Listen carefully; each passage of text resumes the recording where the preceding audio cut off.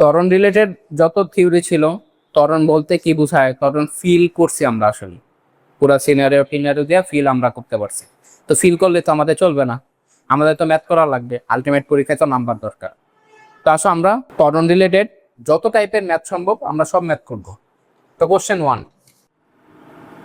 আমাদের কি বলছে, যে একটি বস্তু বা গাড়ি স্থির অবস্থান থেকে যাত্রা করে 50 সেকেন্ডে 10 মিটার পার সেকেন্ড বেগ অর্জন করে। বস্তু ত্বরণ কত? অ্যান্সার। তাহলে ফার্স্ট কাজ কি, কোশ্চেন থেকে সিনারি আঁকা। তাহলে একটা দাগ দিব, গাড়ি মানে কি, এটা আমাদের কাঙ্ক্ষিত গোলাটা। কি বলছে, একটা গাড়ি স্থির অবস্থান থেকে, তাই না? স্থির অবস্থান থেকে মানে কি, সে স্থির ছিল। স্থির থাকলে তার আদি বেগ কি ছিল, 0 মিটার পার সেকেন্ড। সে তো স্থির থেকে যাত্রা শুরু করছে, তাহলে তার ইনিশিয়ালি কোনো বেগই ছিল না, 0 ছিল। তো স্থির অবস্থান থেকে যাত্রা শুরু করে, কি বলছে, 50 সেকেন্ড পর বেগ হয়ে 10 মিটার পার সেকেন্ড। তাহলে 50 সেকেন্ড পর সে এখানে কোথাও একটা আসবে। তাহলে এটা কি 50 সেকেন্ড টাইম। এখানে বেগটা কত হয়, শেষ বেগ এটা 10 মিটার পার সেকেন্ড। তাহলে এই পুরা কোশ্চেনে এই সিনারিওটা দেওয়া আছে। দেখো এবার কিন্তু আমার কোশ্চেন পড়া থেকে চিত্র দেখা কিন্তু বেশি সহজ। এবার কিন্তু আমি ইজিলি বুঝতে পারতেছি, চোখের সামনে সব ডাটা বাঁচতেছে। তো আমাদের দুইটা স্টেপ শেষ। হার্ড স্টেপকে কি বের করতে বলছে, ত্বরণ মানে এ বের করতে বলছে। তাহলে এখান থেকে আমার কি বের করতে বলছে, বস্তুর ত্বরণ। তো ত্বরণ রিলেটেড যত ফর্মুলা আছে সব মাথায় নিয়ে আসবে। ত্বরণ রিলেটেড একটাই ফর্মুলা শিখছি আমরা, a is equal to v minus u by t. আর কোনো ফর্মুলা শিখছি না? তাহলে বসাই দিই একটাই ফর্মুলা যেহেতু, তাহলে a is equal to v minus u by t. তাহলে ত্বরণ এক পাশে রাখবো, বাকি সব অন্য পাশে, যেহেতু ত্বরণ জানতে চাইছে। তাহলে এই ভি মানে কি, শেষ বেগ দেয়া আছে 10, ইউ মানে কি আদি বেগ 10, 0, টি মানে সময়, সময় কত 50। তাহলে ত্বরণ কত আসতেছে, 10/50 বা 1/5। একক কি হবে, মিটার পার সেকেন্ড স্কোয়ার। বুঝছি ত্বরণ। এবার বলতে একটি গাড়ির বেগ কত ছিল, 20 মিটার পার সেকেন্ড ছিল। তারপর কি বলছে, 4 সেকেন্ড পর গাড়ির বেগ হয় কত, 4 মিটার পার সেকেন্ড। বলছে গাড়ির ত্বরণ কত। তাহলে ফার্স্ট কাজ তোমরা শুরু করে দাও, খাতায় চিত্র আঁকানো। তাহলে একটা বস্তুর গাড়ির বেগ ছিল কত, 20 মিটার পার সেকেন্ড। এবার কি স্থির অবস্থান থেকে শুরু করছে না, তো শুরুতেই তার বেগ কত ছিল, 20। তাহলে ইউ 20 মিটার পার সেকেন্ড। একটা গাড়ির বেগ 20 ছিল আদি অবস্থানে, এটা পরে 4 সেকেন্ড পর এটা হয়েছে, তাহলে 4 সেকেন্ড পর সে তো এখানে এসে পড়ছে। তাহলে টি ইজ ইকুয়াল টু 4 সেকেন্ড। এখানে বেগ কত হয়েছে বলে দিয়েছে, 4 মিটার পার সেকেন্ড।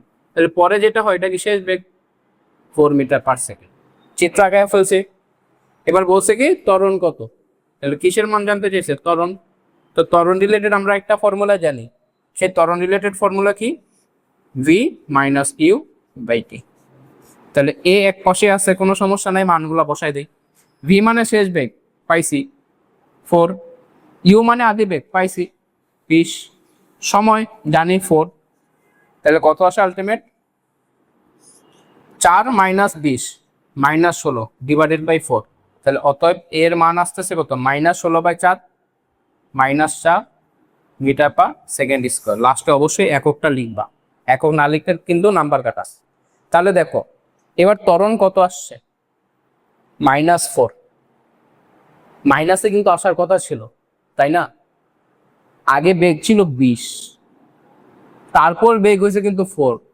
তাহলে বেগটা কমছে না বাড়ছে, আগে 20 ছিল পরে 4 হয়েছে, অবশ্যই তো কমছে। তাহলে আমরা জানি বেগ যদি হ্রাস পায় ত্বরণ হয় নেগেটিভ, বেগ যদি বাড়ে ত্বরণ হয় পজিটিভ। বুঝতে পারছি? তাহলে বেগ ত্বরণ যদি নেগেটিভ হয়, এর একটা স্পেশাল নাম দেয়, সেটা কি, মন্দন। মন্দন। তো ত্বরণ যদি নেগেটিভ হয়, তার এই ত্বরণকে বলতেছে আমরা মন্দন, যে এই গাড়িটার মন্দন হয়েছে। তাহলে মন্দন কতটুকু হয়েছে আসলে, মন্দন হয়েছে কিন্তু 4 মিটার পার সেকেন্ড স্কোয়ার। মন্দন স্পেসিফিক, মন্দন কি, বেগ হ্রাসের হার।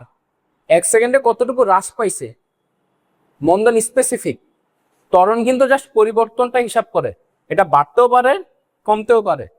মন্দনটা স্পেসিফিক, যে 1 সেকেন্ডে বেগের হ্রাস পাইছে কতটুকু, সেটা কিন্তু 4। তুমি যদি মন্দন -4 দিয়ে দাও তাহলে কি বোঝাবে, বেগ হ্রাস পাইছে -4। এটা তো হয় না, বেগ হ্রাস পাইছে কিন্তু 4ই, হ্রাস কথাটা তুমি উল্লেখ করে দিতেছো, তাহলে মাইনাসটা হ্রাস পাওয়া বুঝাইতো। আবার যদি মাইনাস দেওয়ার দরকার আছে এখানে কোনো, আমি বাংলা কথাতে বলে দিচ্ছি, মন্দন মানে কি বেগ হ্রাস পাইছে কতটুকু, হ্রাস মানে কিন্তু মাইনাসটা গায়েব হয়ে গেছে, কারণ মাইনাস মানে এখানে বুঝাইতেছে হ্রাস। এবার মাইনাসটা না বলে এটা আমি বাংলায় বলতেছি যে মন্দন, মন্দন মানে কিন্তু 4 মিটার পার সেকেন্ড স্কয়ার। তাহলে ত্বরণ -4 কিন্তু মন্দন কিন্তু শুধু 4।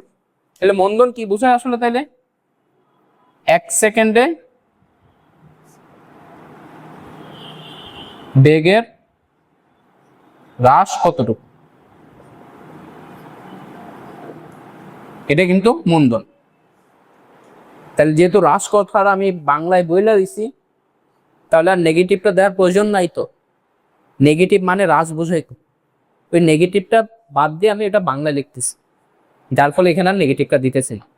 তাহলে এখানে যদি আমার বলতো গাড়ির ত্বরণ না বলা মন্দন বের করতে বলতো, মন্দন কত, ত্বরণ কিন্তু -4 হইতো, আমি ত্বরণই বের করব, আলটিমেট মাইনাস আসলে 4 বলে দিব, তাহলে মন্দন কত হবে 4।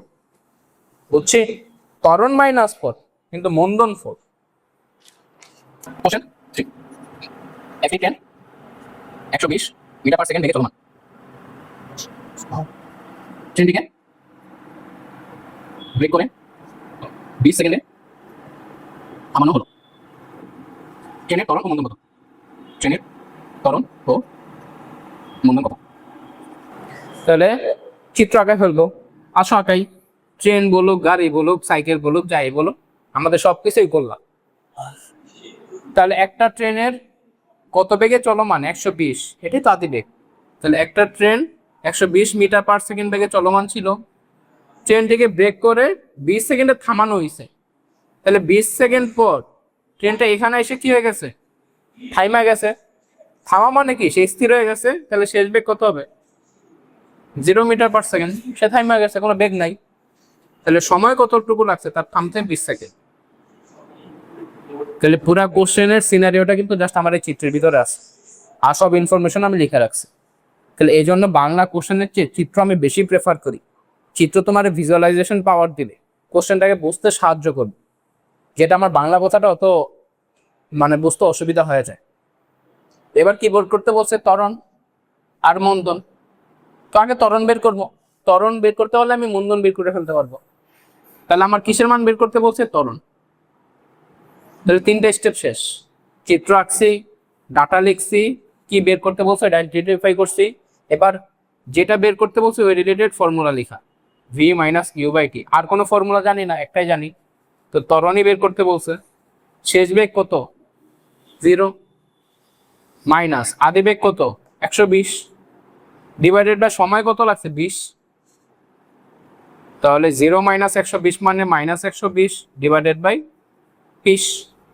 তাহলে অতএব এ কত আসতেছে 0 মাইনাস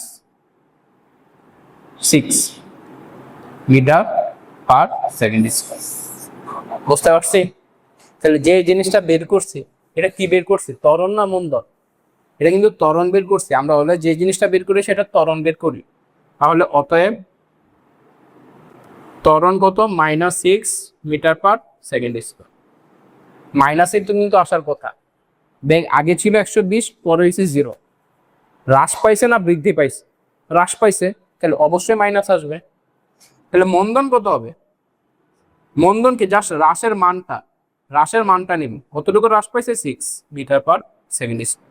এটার সামনে কিন্তু আবার ভুলেও মাইনাস দিও না, কারণ মন্দনের কথার ভিতরে হ্রাস কথাটা আছে, তাহলে আর মাইনাস দেওয়ার প্রয়োজন নাই। তাহলে এই জিনিস দুইটাই আমার জানতে দিচ্ছে।